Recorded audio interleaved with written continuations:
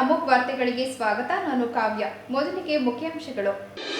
ಮುದಗನೂರು ಕಾವಲು survey number 1ರಲ್ಲಿ ನಡೆಯುತ್ತಿರುವ ಕಲ್ಲು ಗಣಿಗಾರಿಕೆ ಸರ್ಕಾರದ ಅನುಮತಿ ಮೇರೆಗೆ ನಡೆಯುತ್ತಿದ್ದು, ಇತ್ತೀಚೆಗೆ ಇದರ ಬಗ್ಗೆ ಆರೋಪ ಮಾಡುತ್ತಿರುವುದು ರಾಜಕೀಯ ದುರುದ್ದೇಶದಿಂದ ಕೂಡಿದೆ. ದೊಡ್ಡಮಗ್ಗೆ ರಂಗಸ್ವಾಮಿ ಹೇಳಿಕೆ.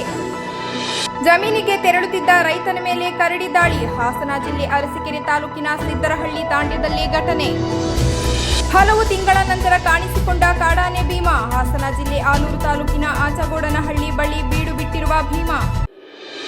ವಾರ್ತೆಗಳ ವಿವರ. ಅರಕಲಗೂಡು ತಾಲೂಕಿನ ಮುದಕನೂರು ಕಾವಲು ಸರ್ವೆ ನಂಬರ್ 1ರಲ್ಲಿ ನಡೆಯುತ್ತಿರುವ ಕಲ್ಲು ಗಣಿಗಾರಿಕೆ ಸರ್ಕಾರದ ಗುತ್ತಿಗೆ ಅನುಮತಿ ಮೇರೆಗೆ ಕ್ರಷರ್ ನಡೆಯುತ್ತಿದ್ದು, ಇತ್ತೀಚೆಗೆ ಇದರ ಬಗ್ಗೆ ಆರೋಪ ಮಾಡುತ್ತಿರುವುದು ರಾಜಕೀಯ ದುರುದ್ದೇಶದಿಂದ ಕೂಡಿದೆ ಎಂದು ದೊಡ್ಡಮಗ್ಗೆ ರಂಗಸ್ವಾಮಿ ತಿಳಿಸಿದರು.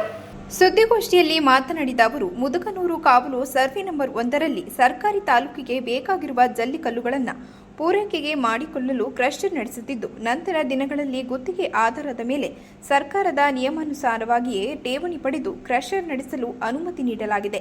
ಅದೇ ರೀತಿ ಪ್ರತಿ ವರ್ಷವೂ ಸಂಬಂಧಿಸಿದ ಸರ್ಕಾರಿ ಇಲಾಖೆ ನಿಯಮದಂತೆ ಮಂಜೂರಾತಿ ಪಡೆದು ಕ್ರಷರ್ ನಡೆಸಲಾಗುತ್ತಿದೆ.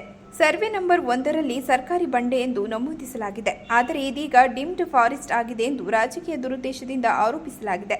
ಸರ್ವೆ ನಂಬರ್ 1ರಲ್ಲಿ ಒಟ್ಟು 158 ಎಕರೆ ಪ್ರದೇಶವಿದ್ದು, ಅದರಲ್ಲಿ ಗಣಿಗಾರಿಕೆಗೆ ಎಂದೇ ಸರ್ವೆ ನಂಬರ್ 46 ವಿಭಜಿಸಿ ಸರ್ಕಾರವೇ ಆದೇಶಿಸಿದೆ. ಆದರೆ ಕಳೆದ 40 ವರ್ಷಗಳಿಂದ ಇಲ್ಲದ ಆರೋಪ ಇತ್ತೀಚಿನ ದಿನಗಳಲ್ಲಿ ಅನಧಿಕೃತ ಮತ್ತು ಅಕ್ರಮ ಎಂದು ಬಿಂಬಿಸಿ ತಾಲೂಕಿನ ಜನತೆ ಮತ್ತು ಸರ್ಕಾರಕ್ಕೆ ತಪ್ಪು ಮಾಹಿತಿ ನೀಡುತ್ತಿರುವ ಹಿನ್ನೆಲೆಯಲ್ಲಿ ರಾಜಕೀಯ ದುರುದ್ದೇಶ ಇದೆ ಎಂದು ತಿಳಿಸಿದರು. ಬಂಡೆ ಸರ್ಕಾರಿ ಬಂಡೆ ಅಂತೇಳಿ ನಮೂದಾಗಿದೆ. ಮುಂಚೆಯಿಂದನೂ ಕೂಡ ಇದು ಸರ್ಕಾರಿ ಬಂಡೆ. ಇಡೀ ತಾಲೂಕಿಗೆ ಈ ಬಂಡೆಯಿಂದನೇ ಲೀಡ್ ಕೊಡ್ತಾ ಇರುವಂಥದ್ದು. PWD ಇಲಾಖೆ ಲೀಡನ್ನ ಈ ಬಂಡೆಯಿಂದನೇ ಕೊಡುವಂಥದ್ದು ಮುಂಚೆಯಿಂದ ನಡೆದು ಬಂದಿದೆ. PWD ಅವರು ಈ ಬಂಡೆನೇ ಇದು ಅಧಿಕೃತ ಬಂಡೆ ಅಂತೇಳಿ ನಮೂದಾಗಿದೆ. ಲೀಡ್ ಯಾವುದೇ ಕಾಂಟ್ರಾಕ್ಟ್ ಕೊಡಬೇಕಾದ್ರೂ ಇಲ್ಲಿಂದನೇ ಲೀಡನ್ನೇ ಅವರು ಕೊಡೋದು. ಅಂಥದ್ರಲ್ಲಿ ಡಿಪಾರ್ಟ್ಮೆಂಟಿಂದ ಒಂದು ಕ್ರಷರ್ನ ಅಲ್ಲಿ ಮುಂಚೆಯಿಂದ ನಡ್ಕೊಂಡು ಬರ್ತಾ ಇತ್ತು ಸುಮಾರು 80ರಿಂದ. ಆಮೇಲೆ ಸ್ಥಗಿತಗೊಂಡು ತುಂಬ ವರ್ಷ ಆದಮೇಲೆ ನಮಗೆ ಲೀಸಲ್ಲಿ ಮಾಡಿ ನೀವು ಅಂತ ಹೇಳ್ಬಿಟ್ಟು ನಮಗೆ ಕೊಟ್ಟರು.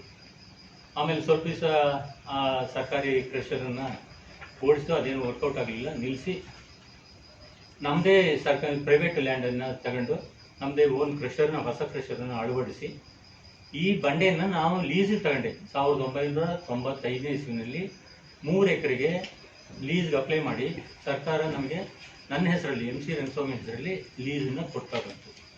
ಅದು 1995ರಿಂದ 10 ವರ್ಷ ಲೀಸ್ ಕೊಡ್ತದೆ 3 ಎಕರೆಗೆ ಮೊದಲು. ಅದಾದಮೇಲೆ ಅದು ಮುಗೀತು. 10 ವರ್ಷ ಮುಗಿದ ಮೇಲೆ ಮತ್ತೆ 2002ರಲ್ಲಿ ಅದೇ ಬಂಡೆನಲ್ಲಿ 4 ಎಕರೆ ಜಾಗನ ಮತ್ತೆ ಪುನಃ ಲೀಸ್ನ ತಗೊಂಡೆ 10 ವರ್ಷ. ಅದಾದಮೇಲೆ 2013ರಲ್ಲಿ 4 ಎಕರೆ ಮತ್ತೆ ಪುನಃ ನನಗೆ ಲೀಸ್ ಕೊಟ್ಟಿದ್ದಾರೆ. ಅಂದರೆ ಅದು ಕ್ಲೋಸ್ ಆದಮೇಲೆ ಮತ್ತೆ 2013ರಿಂದ ಮತ್ತೆ 20 ವರ್ಷ ನನಗೆ ಲೀಸ್ ಕೊಟ್ಟು. 2013ರಿಂದ 20 ವರ್ಷ ಇನ್ನೂ ಅದಕ್ಕೆ ಟೈಮ್ ಇದೆ. ಆವಾಗ ಎಷ್ಟು ಎಕರೆ ಸರ್? 4 ಎಕರೆ. ಅದಾದಮೇಲೆ 2019ರಲ್ಲಿ ಈಗೆಲ್ಲ ಮರಳಿಗೆ ಸ್ಕೇರ್ಸಿಟಿ ಆದಾಗ ಎಂಸ್ಯಾಂಡ್ ಘಟಕ ಮಾಡಬೇಕು ಅಂತ ಹೇಳಿ ಸರ್ಕಾರ ಒತ್ತಾಯ ಮಾಡಿ 15 ಎಕರೆ ಜಾಗನ Shri Lakshmi stone crushing industries ಹೆಸರಿಗೆ 15 ಎಕರೆ ಕೊಟ್ಟರು. ಯಾವಾಗ? 2019ರಲ್ಲಿ. ಅದೆಷ್ಟು ವರ್ಷ? 20 ವರ್ಷ ಕೊಟ್ಟಿದ್ದಾರೆ. ಸರ್ಕಾರ ಈಗ ಕೊಡಬೇಕಾದ್ರೆ ಎಲ್ಲ ಇಲಾಖೆಯಲ್ಲಿ ರೆವಿನ್ಯೂ ಇಲಾಖೆ, ಅರಣ್ಯ ಇಲಾಖೆ, ಏನು ಬೇರೆ ಬೇರೆ ಪೊಲ್ಯೂಷನ್ ಕಂಟ್ರೋಲ್ ಬೋರ್ಡ್ ಇಲಾಖೆ, ಯಾವ್ಯಾವ ಇಲಾಖೆನೂ ಬೇಕು ಎಲ್ಲ ಇಲಾಖೆಯಿಂದಲೂ ಕೂಡ NOC ತಗೊಂಡು ಅದನ್ನೆಲ್ಲ ಕೊಡ್ತಾ ಬಂದಿದ್ದಾರೆ. ಅದೇ ರೀತಿ ಸರ್ಕಾರಕ್ಕೆ ನಾವು ಏನು ಟ್ಯಾಕ್ಸ್ ಕಟ್ಟಬೇಕು, ರಾಯಲ್ಟಿ ಕಟ್ಟಬೇಕು, ಡೆಡ್ ರೆಂಟ್ ಕಟ್ಟಬೇಕು, GST ಕಟ್ಟಬೇಕು, ಅದನ್ನೆಲ್ಲ ನಾವು ಚಾಚು ತಪ್ಪದಂಗೆ ಅವ್ರು ಕೊಟ್ಟ ಪರ್ಮಿಟನ್ನು ನಾವೇ ತಗೊಂಡು ಪರ್ಮಿಟನ್ನು ಉಪಯೋಗಿಸಿ ನಾವು ಇವತ್ತು ಇದನ್ನು ಗಣಿಗಾರಿಕೆ ನಾವು ಮಾಡ್ತಾ ಇದ್ದೀವಿ. ಏನು ಅನ್ಯಾಯವಾಗಿ ನಾವೇನು ಮಾಡ್ತಾ ಇದ್ದೀವಿ ಅಂತ ಹೇಳಿ ಬಿಂಬಿಸ್ತಾ ಇದ್ದಾರಲ್ಲ, ಅನ್ಯಾಯವಾಗಿ ಮಾಡಿದರೆ ಇವರು ಪರ್ಮಿಟ್ ಯಾಕೆ ಕೊಡ್ತಾ ಇದ್ದಾರೆ ನಮಗೆ? ಅಲ್ಲಿಂದ ಇಲ್ಲಿವರೆಗೂ ಪರ್ಮಿಟ್ ಕೊಡ್ತಾ ಇದ್ದಾರೆ, ಟ್ಯಾಕ್ಸ್ ಕಟ್ತಾ ಇದ್ದಾರೆ, GST ಕಟ್ತಾ ಇದ್ದಾರೆ, ರಾಯಲ್ಟಿ ಕಟ್ತಾ ಇದ್ದಾರೆ, ಡೆಡ್ ಕಟ್ತಾ ಇದ್ದಾರೆ. ಯಾವುದ್ರಲ್ಲಿ ನಾವು ಅನ್ಯಾಯ ಮಾಡಿದ್ದೀವಿ? ಇವರು ಗಣಿ ಮಾಡಿದ್ದಾರೆ ಅಂತ ಹೇಳ್ಬಿಟ್ಟು ಇಷ್ಟು ಎಕರೆ ಅವ್ರಿಗೆ ಜಮೀನು ಕೊಟ್ಟಿದ್ದಾರಲ್ಲ, ಲೀಸಿಗೆ ಕೊಟ್ಟಿದ್ದಾರಲ್ಲ, ಅವತ್ತಿಂದ ಇವತ್ತಿನವರೆಗೆ ಹೆಂಗೆ ಕೊಟ್ಟರು ಇವರು? ಯಾತಕ್ಕೋಸ್ಕರ ಕೊಟ್ಟಿದ್ದಾರೆ? ಬೇಡಿಕೆ ಇದೆ, ಅದಕ್ಕೋಸ್ಕರ ನೀವು ಮಾಡಿ ಅಂತೇಳಿ ಸರ್ಕಾರಕ್ಕೆ ಕಟ್ಟಬೇಕಾದ ರಾಜಧಾನಿ ಎಲ್ಲವೂ ನಾವು ಕಟ್ಕೊಂಡೇ ಬಂದಿದ್ದೀವಿ. ಅಕ್ರಮ ಗಣಿಗಾರಿಕೆ ಅಂತ ಹೇಳ್ತಾ ಇದ್ದಾರಲ್ಲ, ಏನ್ ನಾವು ಅಕ್ರಮ ಮಾಡಿದ್ವಿ? ಅಕ್ರಮವಾಗಿ ಮಾಡಿದ್ರೆ ನೀವು ತೋರಿಸ್ಬೇಕಲ್ಲ. ನಾವು ಇದುವರೆಗೆ ಪ್ರೆಸ್ ಮೀಟ್ ಮಾಡೋದು ಬೇಡ ಅಂತೇಳಿ ಸುಮ್ಮನೆ ಇದ್ದು. ಅಕ್ರಮ ಅಂತಂದ್ರೇನು? ಆ ಜಾಗ ಯಾರ್ದೋ ಜಾಗಕ್ಕೆ ಹೋಗಿ ನಾವು ಕಲ್ಲು ಬಂಡೆ ಹೊಡಿತಾ ಇದ್ರೆ ಅದು ಅಕ್ರಮ. ನಮಗೆ ಕೊಟ್ಟಂತ ಲೀಸ್ ಪೀರಿಯಡ್ ಇನ್ನೂ ಟೈಮ್ ಇದೆ, ಇನ್ನು 10 ವರ್ಷ 15 ವರ್ಷ ಟೈಮ್ ಇರುವಾಗ ನಾವು ಗಣಿಗಾರಿಕೆ ಮಾಡ್ತಾ ಇದ್ದನ್ನ ಇವ್ರು ರಾಜಕೀಯ ಪ್ರೇರಿತೆಯಿಂದ ಇದನ್ನೆಲ್ಲ ಮಾಡ್ತಾ ಇದ್ದಾರೆ. ಇಷ್ಟು ವರ್ಷ ಇವರಿಬ್ರು MLAಗಳಾಗಿದ್ದಾರಲ್ಲ, 30 ವರ್ಷದಿಂದ 1995ರಿಂದ ಈ ಮೊನ್ನೆವರೆಗೂ ಕೂಡ ಇದುವರೆಗೂ ಕೂಡ ಇವರೇ MLAಗಳು ಇಬ್ರು. ಆಗ ಯಾಕೆ ಮಾತಾಡ್ತಾ ಇರಲಿಲ್ಲ? ಈಗ ಯಾಕೆ ಈಗ ಒಂದು 3 ತಿಂಗಳಿಂದ ಈಗ ಕದಕ್ತಾ ಇದ್ದಾರೆ ಇದನ್ನ? ಅಂದ್ರೆ ರಾಜಕೀಯವಾಗಿ ಇವ್ರಿಗೆ ನಾವು ಸಪೋರ್ಟ್ ಮಾಡ್ಲಿಲ್ವಲ್ಲ, ಆ ಉದ್ದೇಶಕ್ಕೋಸ್ಕರ. ಇದು ರಾಜಕೀಯ ಪ್ರೇರಿತ. ಇದು ರಾಜಕೀಯ ಪ್ರೇರಿತವಾಗಿ ಇದನ್ನೆಲ್ಲ ಮಾಡ್ತಾ ಇದ್ದಾರೆ. ಇದಕ್ಕೆ ನಾವೇನು ಅಂಜೋದಿಲ್ಲ. ಇದಕ್ಕೆ ನಾವು ಹೋರಾಟ ಮಾಡ್ತೀವಿ. ನಮಗೆ ಕಾನೂನು ರೀತಿ ಸರ್ಕಾರವೇ ಲೀಸ್ ಕೊಟ್ಟಿದೆ, ಸರ್ಕಾರವೇ ಪರ್ಮಿಟ್ ತಗೊಳ್ತಾ ಇದೆ, ಲೀಸ್ ನಮ್ಮ ಪೀರಿಯಡ್ ಇನ್ನೂ ಇದೆ. ಅದಕ್ಕೋಸ್ಕರ ನಾವೇ ಹೆದರ್ಬೇಕು? ನಾವೇನು ಅಕ್ರಮವಾಗಿ ಏನು ಮಾಡ್ತಾ ಇಲ್ವಲ್ಲ. ಸಂಬಂಧಪಟ್ಟ ಗಣಿ ಇಲಾಖೆ ಇದೆ, ಅವರು ಬಂದು ಆಗಾಗ್ಗೆ ಚೆಕ್ ಮಾಡ್ತಾ ಇರ್ತಾರೆ, ಅವರೇ ಪರ್ಮಿಟ್ ಕೊಡ್ತಾ ಇರ್ತಾರೆ. ದಿವಸ ಟ್ರಿಪ್ ಹೋಗ್ಬೇಕಾದ್ರೆ ಟ್ರಿಪ್ ಶೀಟ್ ತಗೊಂಡೇ ಹೋಗ್ಬೇಕು, ಇಲ್ಲದೆ ಇದ್ರೆ ಅವ್ರು ಪೆನಾಲ್ಟಿ ಹಾಕ್ತಾರೆ ಮಧ್ಯ ರೋಡಲ್ಲಿ. ಇಷ್ಟೆಲ್ಲ ಇದಕ್ಕೊಂದು ಅಕ್ರಮವಾಗಿ ಮಾಡ್ತಾ ಇದ್ದಾರೆ ಅಂತಂದ್ರೆ ಜನಗಳಲ್ಲಿ ಏನು ಅಭಿಪ್ರಾಯ ಬರ್ತದೆ? ಇವರೇನೋ ಕಳಸಾಗಾಣಿಕೆ ಮಾಡ್ತಾ ಇದ್ದಾರೆ ಅನ್ನೋ ಅಭಿಪ್ರಾಯ ಬರೋದಿಲ್ವಾ? ಯಾಕೆ ಈ ತರ ಮಾಡ್ತಾ ಇದ್ದಾರೆ? ಇವರು ರಾಜಕೀಯವಾಗಿ ಅವ್ರಿಗೆ ಬೆಂಬಲ ಕೊಡ್ಲಿಲ್ಲ, ಅವರಿಗೆ ಹಣ ಕೊಡ್ಲಿಲ್ಲ ಅನ್ನೋ ಉದ್ದೇಶಕ್ಕೋಸ್ಕರ ಈ ತರ ಎಲ್ಲ ಇವ್ರು ಮಾಡ್ತಾ ಇದ್ದಾರೆ. ಇಷ್ಟು ದಿವಸ ಇವರಿಬ್ರು ಕೂಡ ಸುಮ್ಮನೆ ಇದ್ರು. ಜಮೀನಿಗೆ ತೆರಳುತ್ತಿದ್ದ ರೈತನ ಮೇಲೆ ಕರಡಿ ದಾಳಿ ಮಾಡಿದ ಘಟನೆ ಹಾಸನ ಜಿಲ್ಲೆ ಅರಸೀಕೆರೆ ತಾಲೂಕಿನ ಸಿದ್ದನಹಳ್ಳಿ ತಾಂಡ್ಯದಲ್ಲಿ ನಡೆದಿದೆ. 68 ವರ್ಷದ ಮೂರ್ತಿ ನಾಯ್ಕ ಕರಡಿ ದಾಳಿಯಿಂದ ಗಾಯಗೊಂಡ ರೈತನಾಗಿದ್ದು, ಬೆಳಗ್ಗೆ ಮನೆಯಿಂದ ಜಮೀನಿಗೆ ತೆರಳುತ್ತಿದ್ದ ಸಂದರ್ಭದಲ್ಲಿ ಮನೆಯಿಂದ 100 ಮೀಟರ್ ದೂರದಲ್ಲಿ ದಾಳಿ ಮಾಡಿ ಅವರ ತಲೆ, ಮುಖ, ಕೈ, ಕಾಲಿಗೆ ತೀವ್ರ ಸ್ವರೂಪದ ಗಾಯಗಳಾಗಿವೆ. ಗಾಯಾಳುವಿಗೆ ಅರಸೀಕೆರೆ ಸರ್ಕಾರಿ ಆಸ್ಪತ್ರೆಯಲ್ಲಿ ಪ್ರಾಥಮಿಕ ಚಿಕಿತ್ಸೆ ಕೊಡಿಸಿ ಹೆಚ್ಚಿನ ಚಿಕಿತ್ಸೆಗಾಗಿ ಜಿಲ್ಲಾಸ್ಪತ್ರೆಗೆ ದಾಖಲು ಮಾಡಲಾಗಿದೆ. ಅರಸೀಕೆರೆ ತಾಲೂಕಿನಲ್ಲಿ ಕರಡಿ ಹಾವಳಿ ಹೆಚ್ಚಾಗಿದ್ದು, ಕಳೆದ 1 ವಾರದ ಹಿಂದೆ ಕರಡಿ ದಾಳಿಯಿಂದ ರೈತ ಸಾವನ್ನಪ್ಪಿದ ಘಟನೆ ನಡೆದಿದೆ. ಇದೀಗ ಮತ್ತೆ ಕರಡಿ ದಾಳಿಯಿಂದ ಗ್ರಾಮಸ್ಥರು ಆತಂಕಗೊಂಡಿದ್ದು, ಕರಡಿ ಸೆರೆ ಹಿಡಿದು ಸ್ಥಳಾಂತರ ಮಾಡುವಂತೆ ಅರಣ್ಯ ಇಲಾಖೆಯನ್ನ ಆಗ್ರಹಿಸಿದ್ದಾರೆ. ಕೆಲವು ತಿಂಗಳ ನಂತರ ಕಾಡಾನೆ ಭೀಮಾ ಕಾಣಿಸಿಕೊಂಡಿದ್ದು, ರೈತರಲ್ಲಿ ಆತಂಕ ಸೃಷ್ಟಿಯಾಗಿದೆ. ಹಾಸನ ಜಿಲ್ಲೆ ಆಲೂರು ತಾಲೂಕಿನ ಆಚಗೋಡನಹಳ್ಳಿ ಬಳಿ ಬೀಡು ಬಿಟ್ಟಿರುವ ಭೀಮಾ ಕಾಡಾನೆ ರೈತರ ಜಮೀನಿನಲ್ಲಿ ಅಡ್ಡಾಡುತ್ತಾ ಆತಂಕ ಸೃಷ್ಟಿಸಿದೆ. ಹಗಲು ರಾತ್ರಿ ವೇಳೆ ರೈತರ ಜಮೀನಿನಲ್ಲಿ ಓಡಾಡುತ್ತಾ ಒಂಟಿಸಲಗ ಮೆಕ್ಕೆಜೋಳ, ಕಾಫಿ ನಾಶ ಮಾಡುತ್ತಿದ್ದು, ಜನನಿಬಿಡ ಪ್ರದೇಶಕ್ಕೂ ದಾಂಗುಂಡಿ ಇಡುತ್ತಿದೆ. ಭೀಮಾ ಕಾಡಾನೆಯನ್ನು ಅರಣ್ಯಕ್ಕೆ ಓಡಿಸುವಂತೆ ಗ್ರಾಮಸ್ಥರ ಅರಣ್ಯ ಇಲಾಖೆಯನ್ನ ಆಗ್ರಹಿಸಿದ್ದಾರೆ. ಕೃಷ್ಣ ರಾಧೆಯರ ವೇಷ ಧರಿಸಿದ ಪುಟಾಣಿಗಳು ಬಹಿರಂಗವಾಗಿ ಸಾರ್ವಜನಿಕರೊಂದಿಗೆ ಬೆರೆಯುವ ನೂತನ ಪ್ರಯತ್ನಕ್ಕೆ ಟೈಮ್ಸ್ ಇಂಟರ್ನ್ಯಾಷನಲ್ ಶಾಲೆ ಮುನ್ನುಡಿ ಹಾಡಿತು. ಕೃಷ್ಣ ಜನ್ಮಾಷ್ಟಮಿಯ ಅಂಗವಾಗಿ ಮಕ್ಕಳಿಗೆ ಕೃಷ್ಣ ಮತ್ತು ರಾಧೆಯ ವೇಷವನ್ನು ಹಾಕಿಸುವುದು ಸಹಜ. ಆದರೆ ಹಾಸನದ ಪ್ರತಿಷ್ಠಿತ ಟೈಮ್ಸ್ ಇಂಟರ್ನ್ಯಾಷನಲ್ ಶಾಲೆಯಲ್ಲಿ ಆಯೋಜಿಸಲಾಗಿದ್ದ ಕೃಷ್ಣ ಜನ್ಮಾಷ್ಟಮಿಯ ಕಾರ್ಯಕ್ರಮದಲ್ಲಿ ಅಂದ ಚಂದದಿಂದ ಸಿಂಗಾರಗೊಂಡು ಕೃಷ್ಣ ಮತ್ತು ರಾಧೆಯ ವೇಷವನ್ನು ತೊಟ್ಟಿದ್ದ ಪುಟಾಣಿಗಳು ಬಹಿರಂಗವಾಗಿ ಸಾರ್ವಜನಿಕರೊಂದಿಗೆ ಬೆರೆಯುವ ಮೂಲಕ ನೂತನ ಮಾದರಿಯಲ್ಲಿ ಜನ್ಮಾಷ್ಟಮಿಯನ್ನು ಆಚರಿಸಿ ಎಲ್ಲರ ಮನಸೂರೆಗೊಂಡಿದ್ದು ವಿಶೇಷ. ಈ ಪ್ರಯತ್ನದಿಂದ ಮಕ್ಕಳಲ್ಲಿ ಆತ್ಮವಿಶ್ವಾಸ, ಧೈರ್ಯ ಮತ್ತು ಸೃಜನಶೀಲತೆ ಮೂಡಿಸುವ ಸಲುವಾಗಿ ಶಾಲಾ ಆಡಳಿತ ಮಂಡಳಿಯವರು ಈ ವಿನೂತನ ಪ್ರಯತ್ನ ಮಾಡಿದರು. ಈ ದಿನ ನಮ್ಮ ಮಕ್ಕಳನ್ನ ಕೃಷ್ಣನ ವೇಷಭೂಷಣವನ್ನು ಹಾಕಿಸ್ಕೊಂಡು ನಾವು ಈ ಹಾಸನದ ಮಧ್ಯ ಹೃದಯ ಭಾಗಕ್ಕೆ ಬಂದಿದ್ದೇವೆ. ಇದರ ಉದ್ದೇಶ ಏನಂದರೆ ಮಕ್ಕಳಲ್ಲಿ ಒಂದು ಸೆಲ್ಫ್ ಕಾನ್ಫಿಡೆನ್ಸ್ ಬಿಲ್ಡ್ ಮಾಡೋದು. ಯಾಕಂದರೆ ಮಕ್ಕಳುಗಳನ್ನ ನಾವು ಒಳಗಡೆ ಇಟ್ಟು 4 ಗೋಡೆಗಳ ಮಧ್ಯೆ ಇಟ್ಟು ಬೆಳೆಸುವಂಥ ದಿನಗಳಾಗಿದೆ. ಆದರೆ ಮಕ್ಕಳಲ್ಲಿ ಒಂದು ಸೆಲ್ಫ್ ಕಾನ್ಫಿಡೆನ್ಸ್ ಮೂಡಬೇಕು. ಯಾವುದೇ ಅಂಜಿಕೆ ಮತ್ತು ಅಳಕಿಲ್ಲದೆ ಸಮಾಜ ಜೊತೆ ಹೇಗೆ ಬೆರಿಬೇಕು, ಹೇಗೆ ಮಾತಾಡಬೇಕು, ಸಮಾಜದ ಜೊತೆಗೆ ಹೇಗೆ ಅವರ ಒಡನಾಟಗಳು ಇರಬೇಕು ಅನ್ನೋದನ್ನು ನಾವು ಮಕ್ಕಳಲ್ಲಿ ಬೆಳೆಸೋಕ್ಕೋಸ್ಕರ ನಾವು ಈ ಒಂದು ಕಾರ್ಯಕ್ರಮನ ಹಮ್ಮಿಕೊಂಡಿದ್ವಿ. ನಾವು ಪಠ್ಯದ ಜೊತೆಗೆ ಪಠ್ಯೇತರ ಚಟುವಟಿಕೆಗಳನ್ನ ಕೂಡ ಹಮ್ಮಿಕೋತೇವೆ. ನಾವು ಪಠ್ಯ ವಿಷಯಗಳಿಗೆ ಎಷ್ಟು ಒಂದು ಪ್ರಾಮುಖ್ಯತೆಯನ್ನು ಕೊಡ್ತೇವೋ ಹಾಗೆ ಪಠ್ಯೇತರ ಚಟುವಟಿಕೆಗಳಿಗೂ ನಾವು ಅಷ್ಟೇ ಪ್ರಾಮುಖ್ಯತೆಯನ್ನು ಕೊಡಬೇಕು. ಅಷ್ಟೇ ಅಲ್ಲದೆ ಮಕ್ಕಳಲ್ಲಿ ಒಂದು ಧಾರ್ಮಿಕತೆಯನ್ನು ಹೇಗೆ ಬೆಳೆಸಬೇಕು. ಈಗ ನಾವೆಲ್ಲ ಒಂದು ವೆಸ್ಟರ್ನ್ ಕಲ್ಚರ್ಗೆ ಅಡಿಕ್ಟ್ ಆಗ್ತಾ ಹೋಗ್ತಾ ಇದ್ದೇವೆ. ನಮ್ಮ ಒಂದು ಸಂಸ್ಕೃತಿ, ನಮ್ಮ ಒಂದು ಧರ್ಮ, ನಮ್ಮ ಒಂದು ಆಚಾರ ವಿಚಾರಗಳನ್ನ ಮರಿತಾ ಹೋಗ್ತಾ ಇದ್ದೀವಿ. ಮಕ್ಕಳಲ್ಲಿ ಈಗಿಂದಾನೇ ನಾವು ಈ ಚಿಕ್ಕ ಮಕ್ಕಳಲ್ಲಿರುವಾಗಲೇ ಮಕ್ಕಳಲ್ಲಿ ಯಾವ ರೀತಿ ಒಂದು ಧಾರ್ಮಿಕತೆಯನ್ನು ಒಂದು ಮುಂದುವರಿಸ್ಕೊಂಡು ಹೋಗಬೇಕು, ನಮ್ಮ ಸಂಸ್ಕೃತಿಯನ್ನು ಹೇಗೆ ನಮ್ಮ ಜೀವನದಲ್ಲಿ ಅಳವಡಿಸ್ಕೋಬೇಕು ಅನ್ನೋದನ್ನು ನಾವು ಮಕ್ಕಳಲ್ಲಿ ರೂಪಿಸ್ತಾ ಹೋಗಬೇಕು. ಅದು ನಮ್ಮೆಲ್ಲರ ಒಂದು ಕರ್ತವ್ಯ ಆಗಿದೆ. ಮಕ್ಕಳಲ್ಲಿರುವ ಸುಪ್ತ ಪ್ರತಿಭೆಯನ್ನು ಹೊರಗಡೆ ತೆಗೆದು ಅವರಲ್ಲಿರುವಂತಹ ಒಂದು ಶಕ್ತಿ ಏನಿದೆ, ಮಕ್ಕಳಲ್ಲಿ ಒಂದು ಸುಪ್ತ ಪ್ರತಿಭೆ ಏನಿದೆ ಅದನ್ನು ಹೊರಗಡೆ ತೆಗೆಯೋ ಜವಾಬ್ದಾರಿ ನಮ್ಮದಾಗಿರಬೇಕು. ಪ್ರತಿ ವರ್ಷ ನಾವು ಶಾಲೆಯಲ್ಲಿ ಕೃಷ್ಣ ಜನ್ಮಾಷ್ಟಮಿಯನ್ನು ಆಚರಿಸ್ತೇವೆ, ಆದರೆ ಈ ದಿನ ನಾವು ಮಕ್ಕಳನ್ನು ಒಂದು ರಸ್ತೆ ಜಾಥಾದ ಹಮ್ಮಿಕೊಂಡು ಮಕ್ಕಳನ್ನು ಒಂದು ಇಲ್ಲಿ ಒಂದು ಸಮಾಜದ ಒಳಗಡೆ ಜನಗಳ ಮಧ್ಯೆ ಕರ್ಕೊಂಡು ಬಂದು ಅವ್ರಲ್ಲಿ ಒಂದು ಯಾವುದೇ ಒಂದು ಅಂಜಿಕೆ ಇಲ್ಲದೆ, ಅಳುಕಿಲ್ಲದೆ ಜನಗಳ ಜೊತೆ ಬೆರೆತು ಮಾತಾಡಿ ತಮ್ಮ ಕೃಷ್ಣ ಜನ್ಮಾಷ್ಟಮಿ, ನಮ್ಮ ಈ ಒಂದು ಶಾಲೆಯ ಕೃಷ್ಣ ಜನ್ಮಾಷ್ಟಮಿಯನ್ನು ಒಂದು ವಿಭಿನ್ನವಾಗಿ ಆಚರಿಸ್ಕೊಳ್ಳುವಂತಹ ಕಾರ್ಯಕ್ರಮವನ್ನು ಹಮ್ಮಿಕೊಂಡಿದ್ದೇವೆ. ಎಲ್ರಿಗೂ ಕೃಷ್ಣ ಜನ್ಮಾಷ್ಟಮಿಯ ಶುಭಾಶಯಗಳು. ಕೃಷ್ಣ ಒಂದೇ ಜಗದ್ಗುರು.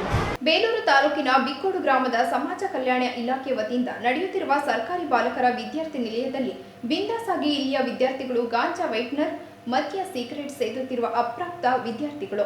ಬಡ ವಿದ್ಯಾರ್ಥಿಗಳಿಗೆ ಹಾಗೂ ಗ್ರಾಮೀಣ ಭಾಗದ ಅನುಕೂಲಕ್ಕಾಗಿ ಸರ್ಕಾರ ಇಂತಹ 16 ವಿದ್ಯಾರ್ಥಿ ನಿಲಯಗಳನ್ನು ಸ್ಥಾಪಿಸಿ ವಿದ್ಯಾರ್ಥಿಗಳ ಅನುಕೂಲಕ್ಕಾಗಿ ಮೂಲಭೂತ ಸೌಕರ್ಯಗಳನ್ನು ನೀಡಿದೆ. ಆದರೆ ಈ ವಿದ್ಯಾರ್ಥಿ ನಿಲಯದಲ್ಲಿ 8 ರಿಂದ 10ನೇ ತರಗತಿಯ ಸುಮಾರು 38 ವಿದ್ಯಾರ್ಥಿಗಳು ವಿದ್ಯಾರ್ಥಿ ನಿಲಯದಲ್ಲಿ ವಿದ್ಯಾಭ್ಯಾಸ ಮಾಡುತ್ತಿದ್ದು, ವಸತಿ ನಿಲಯದಲ್ಲಿ ಉಸ್ತುವಾರಿಗಾಗಿ ಒಬ್ಬ ವಾರ್ಡನ್, 2 ಸಹಾಯಕರಿದ್ದರೂ ಸಹ ವಿದ್ಯಾರ್ಥಿಗಳು ಈ ರೀತಿ ಕದ್ದುಮುಚ್ಚಿ ಬೀಡಿ, ಸಿಗರೆಟ್ ಸೇದುತ್ತಿರುವ ವಿಡಿಯೋ ಸಾಮಾಜಿಕ ಜಾಲತಾಣದಲ್ಲಿ ವೈರಲ್ ಆಗಿರುವುದು ಸಾರ್ವಜನಿಕರ ವಲಯದಲ್ಲಿ ಅಚ್ಚರಿ ಮೂಡಿಸಿದೆ. ಇಷ್ಟೆಲ್ಲ ಪ್ರಕರಣ ಬೆಳಕಿಗೆ ಬಂದಿದ್ದರೂ ವಾರ್ಡನ್ ಹಾಗೂ ಅಧಿಕಾರಿಗಳು ಕಣ್ಣು ಮುಚ್ಚಿ ಕುಳಿತಿರುವುದು ನೋಡಿದರೆ ಇದರಲ್ಲಿ ಕಾಣದ ಕೈಗಳು ಇವೆ ಎಂದು ಪೋಷಕರು ಹಾಗೂ ಸಾರ್ವಜನಿಕರು ತೀವ್ರ ಆಕ್ರೋಶ ವ್ಯಕ್ತಪಡಿಸಿದರು.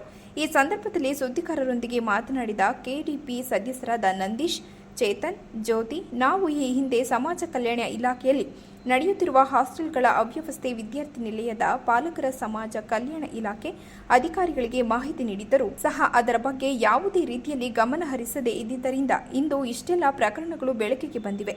ಕೇವಲ ಬಿಕ್ಕೋಡು ಹಾಸ್ಟೆಲ್ ಮಾತ್ರವಲ್ಲದೆ ತಾಲೂಕಿನಲ್ಲಿ ನಡೆಯುತ್ತಿರುವ ಸಮಾಜ ಕಲ್ಯಾಣ ಇಲಾಖೆ ಎಲ್ಲ ವಸತಿ ನಿಲಯಗಳಲ್ಲಿ ಸ್ವಚ್ಛತೆ ಇಲ್ಲದೆ ಇರುವುದು ಮತ್ತು ಕೆಲವು ವಾರ್ಡನ್ಗಳು ಸ್ಥಳದಲ್ಲಿ ಇರದೆ ಅಡುಗೆ ಹಾಗೂ ಸಹಾಯಕರ ಮೇಲೆ ಜವಾಬ್ದಾರಿ ಬಿಟ್ಟು ಬೇರೆ ಕೆಲಸಕ್ಕೆ ಹೋಗುತ್ತಿರುವ ಬಗ್ಗೆ ಪ್ರತಿಯೊಂದು ಮಾಹಿತಿ ನೀಡಲು ಹೋದಾಗ ಮೇಲಧಿಕಾರಿಗಳಿಗೆ ನೀಡುತ್ತೇವೆ ಎಂದಾಗ ನಮಗೆ ಹಣದ ಆಮಿಷವನ್ನು ಒಡ್ಡಿರುವ ದಾಖಲೆಗಳು ನಮ್ಮ ಬಳಿ ಇದೆ. ಕೇವಲ ಒಬ್ಬರಿಗೆ ಶಿಕ್ಷೆಯಾದರೆ ಸಾಲದು, ಇದರಲ್ಲಿ ಯಾರು ತಪ್ಪಿತಸ್ಥರು ಇದ್ದಾರೆ ಅವರ ಮೇಲೆ ನಿರ್ದಾಕ್ಷಿಣ್ಯವಾಗಿ ಕ್ರಮ ಕೈಗೊಳ್ಳಬೇಕು. ಈ ಬಗ್ಗೆ ನಾವು ಸಮಾಜ ಕಲ್ಯಾಣ ಇಲಾಖೆ ಜಿಲ್ಲಾಧಿಕಾರಿಗಳಿಗೆ ಸಂಪೂರ್ಣ ದಾಖಲೆ ಸಮೇತ ದೂರು ಸಲ್ಲಿಸುತ್ತೇವೆ ಎಂದರು. ಸ್ಥಳಕ್ಕೆ ಆಗಮಿಸಿದ ಸಮಾಜ ಕಲ್ಯಾಣ ಇಲಾಖೆಯ ಅಧಿಕಾರಿ ರಮೇಶ್ ಭೇಟಿ ನೀಡಿ ಪರಿಶೀಲನೆ ನಡೆಸಿದ ಅವರು ವಿಡಿಯೋ ವೈರಲ್ ಆಗಿರುವ ಬಗ್ಗೆ ಮಾಹಿತಿ ನೀಡಿದ ಅವರು, ಈ ವರ್ಷ ನಡೆದಿರುವ ಘಟನೆ ಅಲ್ಲ, ಇದು ಹಿಂದಿನ ಬಾರಿ ಆಗಿರುವ ಘಟನೆ. ಹಿಂದೆ ಇದ್ದ ವಿದ್ಯಾರ್ಥಿಗಳು ವಸತಿ ನಿಲಯಕ್ಕೆ ಆಗಮಿಸಿ ಧೂಮಪಾನ ಮಾಡಿರುವ ಬಗ್ಗೆ ವಿಡಿಯೋ ವೈರಲ್ ಮಾಡಿದ್ದಾರೆ. ಈ ಕೂಡಲೇ ವಾರ್ಡನ್ ಚಂದ್ರಶೇಖರ್, ಅಡುಗೆ ಸಿಬ್ಬಂದಿ ಹಾಗೂ ವಾಚ್ಮ್ಯಾನ್ ಮೇಲೆ ಶಿಸ್ತು ಕ್ರಮ ಕೈಗೊಳ್ಳುವಂತೆ ಮೇಲಾಧಿಕಾರಿಗಳು ಸೂಚಿಸಿದ್ದು ಕೂಡಲೇ ಕ್ರಮ ಕೈಗೊಳ್ಳುವುದಾಗಿ ತಿಳಿಸಿದರು. ಚನ್ನರಾಯಪಟ್ಟಣ ತಾಲೂಕಿನ ಮಟ್ನವಿಲೆ ಸರ್ಕಾರಿ ಪ್ರೌಢಶಾಲೆಯಲ್ಲಿ ಜ್ಞಾನ ಸೃಜನಾ ವಿಶೇಷ ಕಾರ್ಯಕ್ರಮವನ್ನು ಅರ್ಥಪೂರ್ಣವಾಗಿ ಹಮ್ಮಿಕೊಳ್ಳಲಾಯಿತು. ಬೆಂಗಳೂರಿನ ಜಲಮಂಡಳಿಯ ರುದ್ರೇಗೌಡರು ಕಾರ್ಯಕ್ರಮಕ್ಕೆ ಮುಖ್ಯ ಅತಿಥಿಗಳಾಗಿ ಭಾಗವಹಿಸಿ ಮಾತನಾಡಿದ ರುದ್ರೇಗೌಡರು, ಈ ಸರ್ಕಾರಿ ಶಾಲೆಯನ್ನ ಊರಿನ ಜನರಿಂದ ₹1, ₹2 ದೇಣಿಗೆ ಸಂಗ್ರಹಿಸಿ ಕಟ್ಟಿದ್ದಾರೆ. ಮೊದಲು ಹಂಚಿನ ಮನೆಯಲ್ಲಿದ್ದ ಈ ಶಾಲೆ ಈಗ ಕಟ್ಟಡವಾಗಿ ಮಾರ್ಪಟ್ಟಿರುವುದು ಸಂತೋಷ. ಸರ್ಕಾರಿ ಶಾಲೆಗಳನ್ನು ಉಳಿಸಲು ಎಲ್ಲರೂ ಕೈಜೋಡಿಸಬೇಕೆಂದು ಅವರು ಮನವಿ ಮಾಡಿದರು. ಕ್ಷೇತ್ರ ಶಿಕ್ಷಣಾಧಿಕಾರಿ ದೀಪ ಅವರು ಕಾರ್ಯಕ್ರಮವನ್ನು ಉದ್ಘಾಟಿಸಿ ಮಾತನಾಡಿ, ಸ್ಪರ್ಧಾತ್ಮಕ ಪರೀಕ್ಷೆಗಳ ಮೂಲಕ ಆಯ್ಕೆಗೊಂಡ ಅತ್ಯುತ್ತಮ ಶಿಕ್ಷಕರಿಂದ ಕೂಡಿರುವ ಸರ್ಕಾರಿ ಪ್ರೌಢಶಾಲೆಗಳಲ್ಲಿ ಮಕ್ಕಳನ್ನು ಓದಿಸಬೇಕೆಂದು ಪೋಷಕರಲ್ಲಿ ತಿಳುವಳಿಕೆ ಮೂಡಿಸಿದರು. ಈ ವೇಳೆ ಶಾಲೆಗೆ ಕುಡಿಯುವ ನೀರಿನ ಘಟಕವನ್ನು ದಾನ ಮಾಡಿದ ದಾನಿಗಳು, ನಾಮಫಲಕ ನೀಡಿದ ರುದ್ರೇಗೌಡರು, ಮಟ್ಟನವಿಲೆ ಗ್ರಾಮ ಪಂಚಾಯಿತಿ ಅಧ್ಯಕ್ಷರಾದ ಚಂದ್ರಕಲಾ, ಕ್ಷೇತ್ರ ಶಿಕ್ಷಣಾಧಿಕಾರಿ ದೀಪ, ಬಿಆರ್ಸಿ ಅನಿಲ್ ಕುಮಾರ್, ಶಿಕ್ಷಣ ಸಂಯೋಜಕ ಜೆಇ ಲೋಕೇಶ್, ಪ್ರಾಥಮಿಕ ಆರೋಗ್ಯ ಕೇಂದ್ರದ ಡಾಕ್ಟರ್ ಅರುಣ್ ಕುಮಾರ್ ಮತ್ತಿತರರನ್ನ ಸನ್ಮಾನಿಸಲಾಯಿತು. 2023-24ನೇ ಸಾಲಿನ ಶೈಕ್ಷಣಿಕ ವರ್ಷದಲ್ಲಿ ಎಸ್ಎಸ್ಎಲ್ಸಿ ಪರೀಕ್ಷೆಯಲ್ಲಿ ಹೆಚ್ಚು ಅಂಕ ಗಳಿಸಿದ ಶಾಲೆಯ ನಂದಿನಿ, ಬಿಆರ್, ಯೋಗರಾಜ್, ತನುಶ್ರೀ ಎಂಬ ವಿದ್ಯಾರ್ಥಿಗಳಿಗೆ ಶಾಲೆಯ ವತಿಯಿಂದ ಗೌರವಿಸಲಾಯಿತು. ಕೆಲವು ಪೋಷಕರು ಮತ್ತು ಶಿಕ್ಷಕರು ಸ್ವಯಂ ಪ್ರೇರಿತರಾಗಿ ಈ ವಿದ್ಯಾರ್ಥಿಗಳಿಗೆ ಪ್ರೋತ್ಸಾಹಧನ ನೀಡಿದ್ದು ವಿಶೇಷವಾಗಿತ್ತು. ಈ ಸಂದರ್ಭದಲ್ಲಿ ಶಾಲೆಯ ಮುಖ್ಯೋಪಾಧ್ಯಾಯರಾದ ಕೆ ಭಾಗ್ಯಲಕ್ಷ್ಮಿ ಸೇರಿದಂತೆ ಶಾಲೆಯ ಸಿಬ್ಬಂದಿ ಹಾಜರಿದ್ದರು. ಈಗ ಜಾಹೀರಾತು. ನಿಮ್ಮ ಚಿನ್ನವನ್ನ ಮಾರೋದಕ್ಕೆ ಯೋಚಿಸ್ತಾ ಇದ್ದೀರಾ? ಸಿಂಪಲ್. whitegold.moneyಗೆ ಭೇಟಿ ಮಾಡಿ ನಿಮ್ಮ ಚಿನ್ನವನ್ನ ಮಾರಿ ತಕ್ಷಣ ಹಣ ಪಡೆಯಿರಿ. ಬದುಕೋದು ಅಷ್ಟು ಸುಲಭ ಅಲ್ಲ. ಆದರೆ ಇವಳು 42 ವರ್ಷದಿಂದ ನನ್ನನ್ನ, ಮಕ್ಕಳನ್ನ ಚೆನ್ನಾಗಿ ನೋಡ್ಕೊಂಡಿದ್ದಾಳೆ. ನಾನು ಅವಳಿಗೆ ಅದ್ದೂರಿ ಜೀವನ ಕೊಡೋಕ್ಕಾಗದೇ ಇದ್ರು ಊರಿನ ದೊಡ್ಡ ದೊಡ್ಡ ಡಾಕ್ಟರ್ಸ್ಗಳ ಹತ್ರ ಕರ್ಕೊಂಡೋದೆ. ಚಿನ್ನ ಮಾರ್ದೆ. ಅದು ಇವಳು ಜೀವನಕ್ಕಿಂತ ದೊಡ್ಡದಲ್ವಲ್ಲ. ವೈಟ್ ಗೋಲ್ಡ್ ಕೈ ಹಿಡಿದು ಗೌರವದಿಂದ ಮಾರ್ದೆ. ನೀವು ಕೂಡ ಒಂದ್ಸಲ whitegold.moneyನ ವಿಸಿಟ್ ಮಾಡಿ. And remember, when I turn my gold into money, ನಾನು ಕೂಡ ವೈಟ್ ಗೋಲ್ಡ್ ಅನ್ನೇ ಆಯ್ಕೆ ಮಾಡ್ತೀನಿ. ನೀವು ನಿಮ್ಮ ಚಿನ್ನವನ್ನು ಪ್ರಸ್ತುತ ದರದಲ್ಲಿ ಮಾರಾಟ ಮಾಡಬೇಕೇ? ನೀವು ನಿಮ್ಮ ಗಿರವಿ ಇಟ್ಟಿರುವ ಚಿನ್ನವನ್ನು ಬಿಡಿಸಲು ಹಣ ಬೇಕೇ? ಹಿಂದೆ ಕರೆ ಮಾಡಿ ಸ್ಕಂದ gold company 7996089960.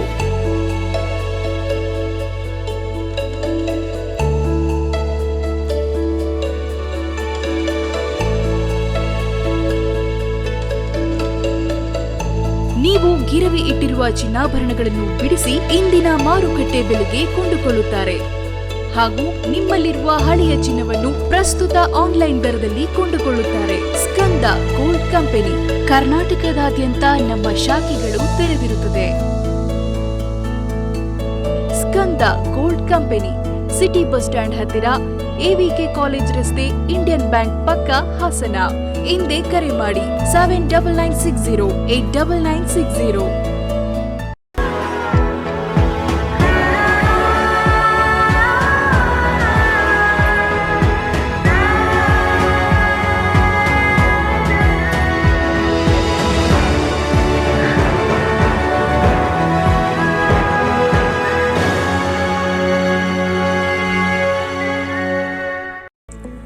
D home furniture and interior, ಹಾಸನದ ಅತಿ ದೊಡ್ಡ ಫರ್ನಿಚರ್ ಶೋರೂಮ್. ನಿಮ್ಮ ಕನಸಿನ ಮನೆಯ ಅಂದವನ್ನ ಹೆಚ್ಚಿಸಲು ಹಾಗೂ ಆರಾಮದಾಯಕ ಪೀಠೋಪಕರಣಗಳು ಉತ್ಕೃಷ್ಟ ಗುಣಮಟ್ಟದಲ್ಲಿ ಲಭ್ಯ. ವಿವಿಧ ವಿನ್ಯಾಸದ ಡೈನಿಂಗ್ ಟೇಬಲ್ಗಳು, ಮ್ಯಾಟ್ರೆಸ್ಗಳು, corner sofa, recliner sofa, wooden sofa, ಹಲವು ಮಾದರಿಯ ಕಾಟ್ಗಳು, ವಾರ್ಡ್ರೋಬ್ಗಳು, ಡ್ರೆಸ್ಸಿಂಗ್ ಟೇಬಲ್ಗಳು, ಇನ್ನು ಹಲವಾರು ವೆರೈಟಿಯ ಫರ್ನಿಚರ್ಗಳು ದೊರೆಯುತ್ತವೆ. ಭೇಟಿ ಕೊಡಿ D home furniture and interior, opposite district stadium, Salagame road, Hassan. Phone numbers 8156989111, 9562955026 ಮತ್ತು 9633152552.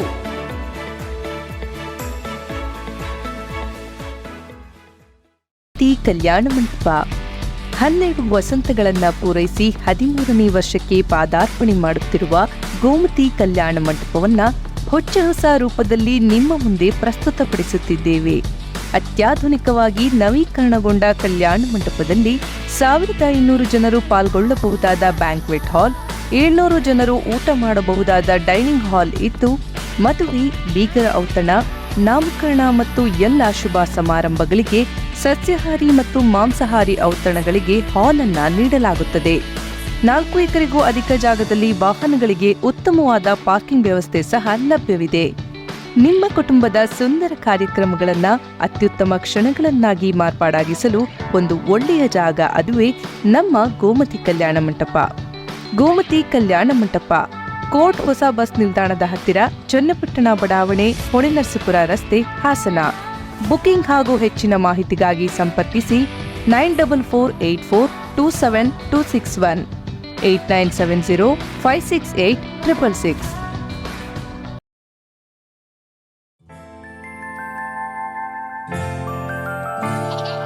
ನಗುವಿರಲಿ ಮನೆಯಲ್ಲಿ, ಮಗುವಿರಲಿ ಮಡಿಲಲ್ಲಿ, ತುಂಬಿರಲಿ ಸಂತಸ ಎಲ್ಲೆಲ್ಲೂ, ಹರಡುತ್ತಿರಿ ಸಂತಸ ಮನ ಮನೆಯಲ್ಲಿ ಸಂತಸ. ನಗುವಿರಲಿ ಮನೆಯಲ್ಲಿ, ಮಗುವಿರಲಿ ಮಡಿಲಲ್ಲಿ, ತುಂಬಿರಲಿ ಸಂತಸ ಎಲ್ಲೆಲ್ಲೂ ಸಂತಸ. ಸಂತಸ IVF ಮತ್ತು ಎಂಟು ಸರ್ಜರಿ ಸೆಂಟರ್, ಹಾಸನ ಮತ್ತು ಮೈಸೂರು.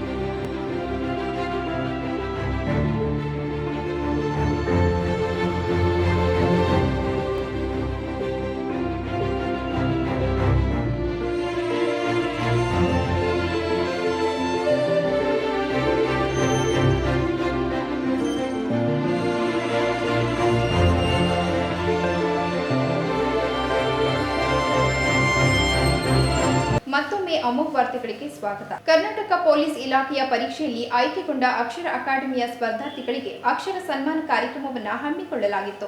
ಹಾಸನದ ರಿಂಗ್ ರಸ್ತೆಯಲ್ಲಿರುವ ಅಕ್ಷರ ಅಕಾಡೆಮಿಯಲ್ಲಿ ಇಂದು ಅಕ್ಷರ ಸನ್ಮಾನ ಕಾರ್ಯಕ್ರಮವನ್ನು ಆಯೋಜಿಸಲಾಗಿತ್ತು. ಕರ್ನಾಟಕ ಸರ್ಕಾರದ ಪೊಲೀಸ್ ಇಲಾಖೆಯಿಂದ ನಡೆಸಲಾಗುವ ಪರೀಕ್ಷೆಯಲ್ಲಿ ಅಕ್ಷರ ಅಕಾಡೆಮಿಯ ಸ್ಪರ್ಧಾರ್ಥಿಗಳು ಆಯ್ಕೆಗೊಂಡಿದ್ದು ಅಕ್ಷರ ಅಕಾಡೆಮಿಗೆ ಹೆಮ್ಮೆಯ ವಿಷಯವಾಗಿದ್ದು, ಆಯ್ಕೆಗೊಂಡ ಸ್ಪರ್ಧಾರ್ಥಿಗಳನ್ನು ಸನ್ಮಾನಿಸಿ ಗೌರವಿಸಲಾಯಿತು. ಈ ಸಂದರ್ಭದಲ್ಲಿ ಅಕ್ಷರ ಅಕಾಡೆಮಿಯ ಸಂಸ್ಥಾಪಕರಾದ ಬಿಕೆ ಗಂಗಾಧರ್, ಕಾರ್ತಿಕ್, ಶ್ರೀನ್ ಮತ್ತಿತರರು ಹಾಜರಿದ್ದರು. ಯಾರಿಗೆ ಕಷ್ಟ ಇರುತ್ತೋ ಅಲ್ಲೇ ದಾರಿ ಕೊಡ್ತೀವಿ, ಖಂಡಿತ ಗೆಲ್ತೀವಿ ನಾವು. ಸೊ ನೀವು ಹುಡುಕೋ ದಾರಿ ಎಲ್ಲಿ ಗೊತ್ತಾ? ಎಲ್ಲರೂ ಕ್ಯೂ ನಿಂತಿರೋ ಕಡೆ ನೀವು ಕ್ಯೂ ನಿಂತಿರ್ತಾರೆ. ಲಿಫ್ಟಿಗೆ 1000 ಜನ ನಿಂತಿರ್ತಾರೆ, ಮೆಟ್ಲು ಯಾರು ಹತ್ತುತ್ತಾನೆ ಇರಲ್ಲ. ನಾವು ಮೆಟ್ಲು ಹತ್ಬಿಟ್ರೆ ನಾವು ಒಬ್ಬರೇ ಅಲ್ಲ, ಗ್ರ್ಯಾಂಡ್ ವೆಲ್ಕಮ್ ಇರುತ್ತೆ ಅಲ್ಲಿ. ಇಲ್ಲಿ ನುಗ್ಕೊಂಡು ನೀವು ಅದಕ್ಕೆ ನುಗ್ಗಳೇ ಹೋಗ್ಬೇಕು. ನೀವು ನಿಮ್ಗೆ ಇದೇ ನನಗೆ ತಿಳಿದಾಗ ಯಾವ ಈ ಕಾಂಪಿಟೇಷನ್ ಅಂತಲ್ಲ ಸರ್, ಲೈಫಲ್ಲಿ ಅಷ್ಟೇ competition is zero sir. You are the best, you are the unique.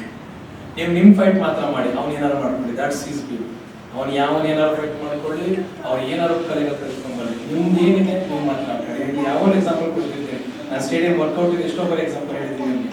ಈಗ ನಾವು ತುಂಬ 20-25 ವರ್ಷದಿಂದ ನಾನು ವರ್ಕೌಟ್ ಜಿಮ್ ಅಂತ ಮಾಡ್ತಿದ್ದೀನಿ ಸರ್. ಎಷ್ಟೋ ಜನ ಮೋಟಿವೇಟ್ ಆದರೂ ಸ್ಟೇಡಿಯಂ ಹೋಗ್ಬೇಕು ಅಂದ್ಬಿಟ್ಟು ರೆಡಿ ಮಾಡ್ಕೋತಾರೆ. ಇವತ್ತು ನಾನು ಡಾಕ್ಟರ್ ಹೇಳಿರ್ತಾರೆ ಬೆಳಗ್ಗೆ ಸ್ಟೇಡಿಯಂ ಹೋಗ್ಬೇಕು, ನಿಮ್ಗೆ BP ಶುಗರು ಸ್ಟಾರ್ಟ್ ಆಗುತ್ತೆ, ಫಿಟ್ ಆಗಬೇಕು ಅಂತ. ಅವತ್ತೇನು ಹೋಗಿ ಡೆಕತ್ಲನಲ್ಲೋ ನೈಕಲ್ಲೋ ಅಡಿಡಾಸಲ್ಲೋ ನನ್ನ ಜೊತೆ ಶೂಸು ಟ್ರ್ಯಾಕ್ ಪ್ಯಾಂಟ್ ಎಲ್ಲ ತಂದಾಯ್ತು. ತಂದಾಯ್ತು, ಬಟ್ ಅವತ್ತು ಮಂಗಳವಾರ. ಅದಕ್ಕೆ ಯೋಚನೆ ಮಾಡ್ತಾನೆ, ಸೋಮವಾರದಿಂದ ಹೆಂಗ್ ಸ್ಟಾರ್ಟ್ ಮಾಡ್ತಿದ್ ನೋಡು ಅಂತ. ಈ ತರ 10,000 ಜನದಲ್ಲಿ 5,000 ಜನ ಸೋಮವಾರ ಬರಬೇಕು ಅನ್ನೋದು ಹೆಚ್ಚು. ನಿಮ್ಗೆ 5,000 ಜನ ಕಡಿಮೆ ಆಗೋದು. ಇನ್ನು 5,000 ಜನದಲ್ಲಿ ಎದಳ್ತಾನೆ, ಇವತ್ತು ಬೇಡ, ಸ್ವಲ್ಪ ಇವತ್ತು ಹೆಡೇಕ್ ಇದೆ, ಸ್ವಲ್ಪ ಗೆಡ್ಡಿ ಇದೆ, ನಾಳೆಗೆ ಪರ್ಫೆಕ್ಟ್ ಆಗ್ಬಿಡ್ತೀನಿ ಅಂತ 3,000 ಜನ ನಾಳೆ ಬರೋರು. ಸೊ ಹೆಂಗ್ಸ್ ಮತ್ತೆ ನಿಮ್ಗೆ ಉಳ್ಕೊಳ್ಳೋರು 2,000 ಜನ.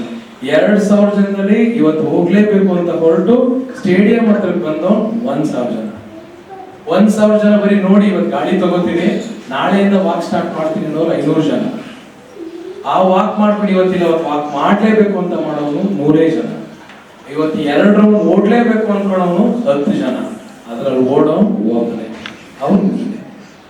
ಅದರಿಂದ 50 ಲಕ್ಷ ಅಪ್ಲಿಕೇಶನ್ ಬಂತು, 1 ಕೋಟಿ ಅಪ್ಲಿಕೇಶನ್ ಬಂತು. ಬರೀ ಅಪ್ಲಿಕೇಶನ್ ಅಷ್ಟೇ ಆಯ್ತಾ. ಅವ್ರು ಯಾರು ಕನಸು ಹೊತ್ಕೊಂಡವ್ರಲ್ಲ. ಎಷ್ಟು 1000 ಜನ ಯಾವಾಗಲೂ ಹೇಳ್ತಾರಲ್ಲ ಗೌರ್ಮೆಂಟ್ ಡೈರಾಗಿ, ಯುದ್ಧಕ್ಕೆ ಅಂತ ನಿಂತು ಸೈನಿಕರು ಲೆಕ್ಕ ಹಾಕಕ್ಕಾಗುತ್ತ ಅಂತ ನಿಂತ್ಕೊಂಡು ಆಗೋಗಿದೆ ಅಲ್ವಾ. ಈಗ 8 ಜನ ಬಂದಿಬಿಡಿ, ಯಾವುದಾದ್ರೇನು ಫೇಸ್ ಇಟ್. ಇದೊಂದು ಸಣ್ಣ ಕೆಲಸ ಅಂತ ಅನ್ಕೋಬೇಡಿ, ಎಲ್ಲ ದೊಡ್ಡ ಕೆಲಸ. ಸೊ ನಿಸ್ವಾರ್ಥದಿಂದ ಒಂದು ಒಳ್ಳೆ ಕೆಲಸ ಮಾಡಿದ್ದು ನೋಡಿ, ನಿಜವಾದ ಅಪರ್ಚುನಿಟಿ ಸಿಕ್ಕಿದೆ. ಕಾನ್ಸ್ಟಿಟ್ಯೂಷನ್ ಕೆಲಸ ಮಾಡೋ ಒಳ್ಳೆ ಅದ್ಭುತವಾದ ಅವಕಾಶ ಸಿಕ್ಕಿದೆ.